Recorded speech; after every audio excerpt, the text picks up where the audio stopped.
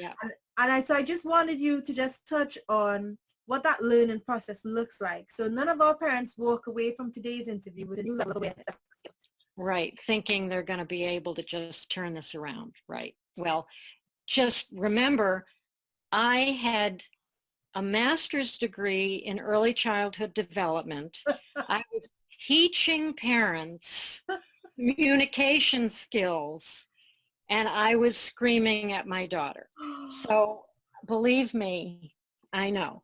So the thing is, your awareness raising is right now. You've just raised your awareness, right? How many years of experience has gone into teaching you what you believe about yourself and those beliefs driving the choices you make, right? So just because you have an aha moment does not mean you're going to suddenly be perfect and that there's something direly wrong with you if you're not.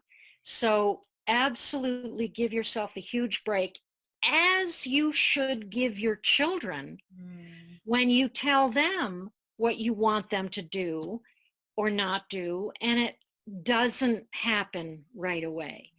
They need years of cumulative understanding and positive feedback to feel good about themselves so they can grow and mature into the behavior you're expecting. You need to give yourself that break and almost go backwards in time and realize that as a little child, you learned an awful lot of unhelpful stuff about yourself. You have beliefs about yourself that you believe are true that aren't.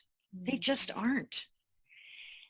But it's those beliefs that get triggered that cause you to react. So please don't expect that to suddenly disappear.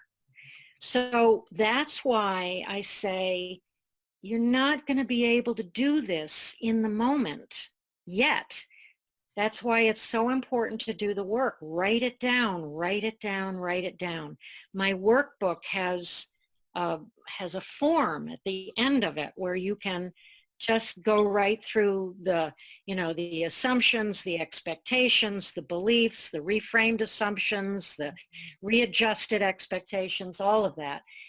And it takes work to rethink how you were brought up, first of all, to become aware of how you were brought up.